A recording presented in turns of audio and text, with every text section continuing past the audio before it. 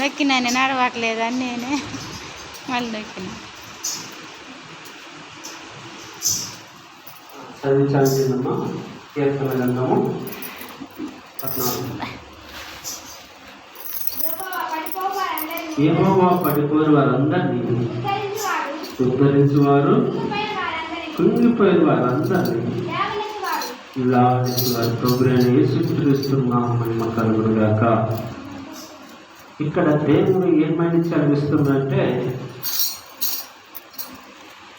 పడిపోయిన వారిని అంతా ఏం చేసినట్ట ఉద్ధరించువాడట. అంటే రోగములు, వ్యాధులతో అనేకమైన సమస్యలకు తన వల్ల కాకుండా జీవితంలో ఇంకా ఏమీ లేనప్పుడంతా ఆయన అద్దుకొని వారిని లేవనెత్తే సేవాది దేవుడు ఉన్నారు. ఇక్కడ మనుషులు చూస్తే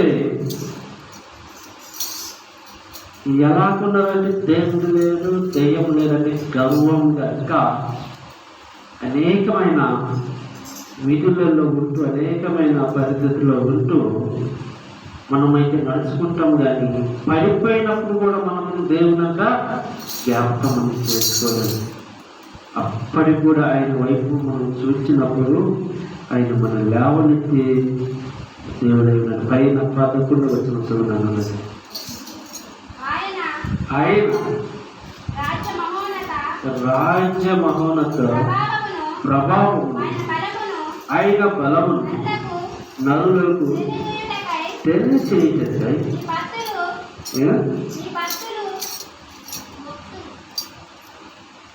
ఏమన్నారు? నీ భక్తులు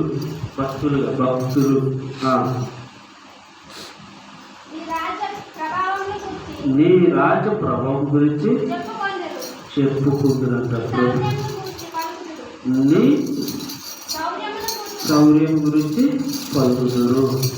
అక్కడ ఏమని చదివిస్తుందంటే, నీ రాజ్య సువార్త గురించి నీ భక్తులు ప్రకటించడానికి వాళ్ళు ఉన్నారంట. ఆయన భక్తులు ఏం చేయగలుగుతున్నారు? మనం ఉన్నాం, యేసు ప్రభువుని నమ్ముతున్నాము. ఎవరి గురించి చెప్తున్నాము? యేసయ్య మంచి వ్యక్తి, అయినా ఈ లోకాన్ని గురించి ఆయన రాలేదు. ఎవరి గురించి వచ్చారు? మళ్ళీ చనిపోయిన తర్వాత మరొక మరణము ఉంది, ఆయన మార్గము, సత్యము, జీవము ఆయనే ఉన్నాడని తెలియచేయడానికి మనకి లాంటి వారిని ఆయన భక్తుడిగా చేసుకున్నాడు. కదా, మనం ఆయనకి లాంటి మనం భక్తుడిగా చేసుకున్నప్పుడు మనం ఎలాగా ఉండాలి? మన జీవితం ఏమైంది? మన తావరం ఏమైంది? అలా చేయొద్దు అన్న, అది అయినా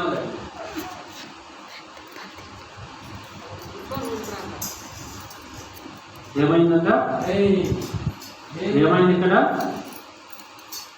ఆయన ప్రకటించే వారిని ఉన్నాం, ఆయన గురించి తెలియజేసేవారిని ఉన్నాం. కదా, మనం దాన్ని విడిచిపెట్టి మనమే దారి తప్పేవారిగా ఉన్నాం.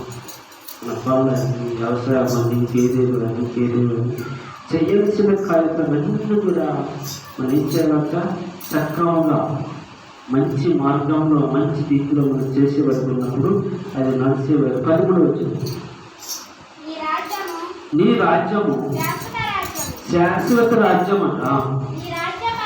నీ రాజ్య పాలన తరతరములు నిలిచినట. ఆయన రాజ్యం అంటే శాశ్వతము ఉండిపోతుందట. ఆయన రాజ్యంలో తరతరములు నిలిచి ఉంటుందట. చూడండి, ఏదో ఒక రోజు ఈ భూమి అంతమైపోతుంది.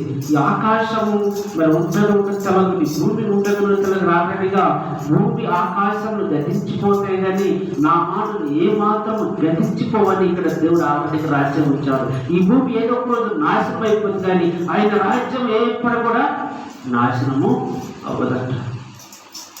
ఆయన రాజ్యం ఎప్పుడు కూడా పాడైపోతుందట.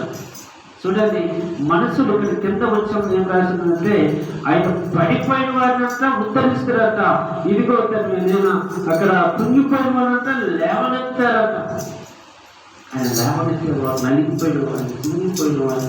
మీకు చూడండి, ఈ సంవత్సరంలో ఎన్నో బాధలు ఉండొచ్చు, ఎన్నో ఇబ్బందులు ఉండొచ్చు, ఎన్నో అడ్డంకులు ఉండొచ్చు, కానీ అది దేవుడి దగ్గర సంపూర్ణంగా నువ్వు అడిగినప్పుడు, సంపూర్ణంగా ఆయన గొప్ప చెప్పినప్పుడు ఏం జరుగుతుందంట, అవన్నీ కూడా నెరవేర్చబడతాయి.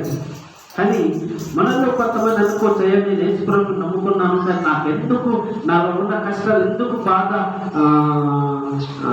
తీరట్లేదని చెప్పవచ్చు. కానీ ఏ విధంగా చేస్తున్నాము, మరి ఏ విధంగా నడుస్తున్నామో అది ఎవరికి తెలుసు అని దేవుడికి తెలుసు, మావుడికి తెలియదు.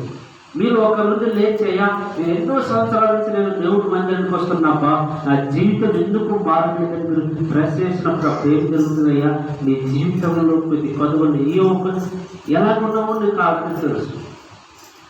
తెలిసినప్పుడు మళ్ళీ అయ్యా నాకెందుకు ఇది జరగట్లేదు, నాకెందుకు ఈ బాధ పోతుంది అన్నప్పుడు మనం ఏం చేయాలి, సంపూర్ణంగా లోబడేవారుగా, సంపూర్ణంగా ప్రిపరేట్ అయ్యేవారుగా, సంపూర్ణంగా మనము నిలబడే వారికి ఉన్నప్పుడు అయ్యి దేవుడు అక్కడ చెప్తున్నాడు. పడిపోయిన వారిని చదువున్నాను ఒకసారి.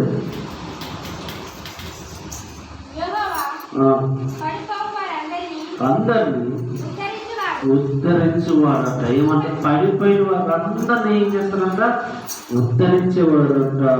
కృంగిపోయిన వారందరినీ లేవనెత్తువాడు కదా. ఏమన్నా నిన్నైతే పడిపోయిన వారు నిన్ను ఆయన ఏం చేస్తారంట, ఉద్ధరించడానికి ఉన్నాడు. పడిపోయిన వారు ఏం చేస్తున్నారు, ఆయన లేవనెత్తేవారే ఉన్నాడు. నువ్వేం చేస్తున్నావు, పడిపోయే కాడే ఉన్నావు కనుక లేచేవారి లేకపోతున్నావు.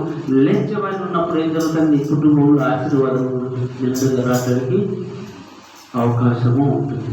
ఎప్పుడైతే నువ్వు పడిపోయే స్థితిలో ఉంటావా, ఎప్పుడైతే కుంగిపోయే స్థితిలో ఉంటుంది, ఇంకా అలాగే ఉంటుంది అవకాశం ఉంటుంది. నేను రిపోర్ట్ నేను తీసుకోండి, కానీ 15 వచ్చిన ఒకసారి తీయదు, ఒకసారి గుర్తిస్తే అక్కడే 15 వచ్చిన కింద 14.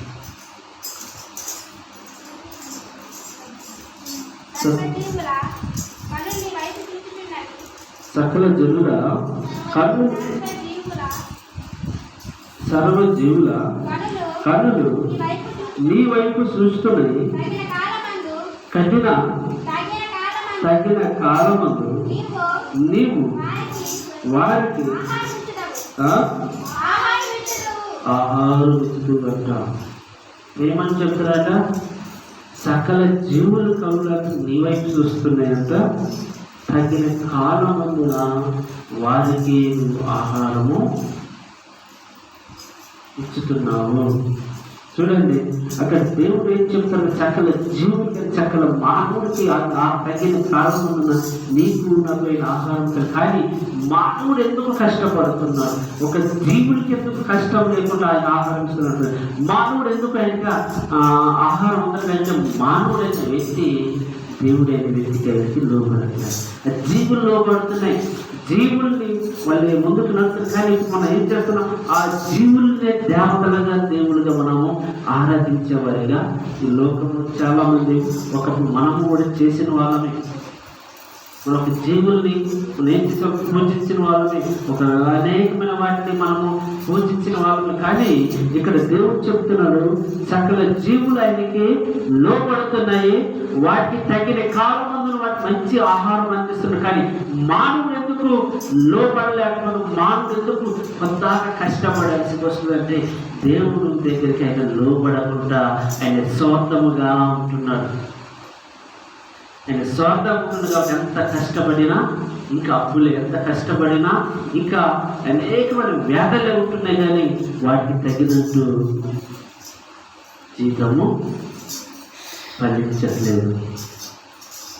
చూడండి ప్రియమైన చదువుతున్నదా, ఇక్కడి నుంచి మనం దేవుడు ఎలాగ మనం నడుచుకోవాలి, ఆ వెలుగును మనం నేర్చుకున్నప్పుడు దేవుడు మనలో ఉండడానికి ఆయన కృప చూపిస్తాడు.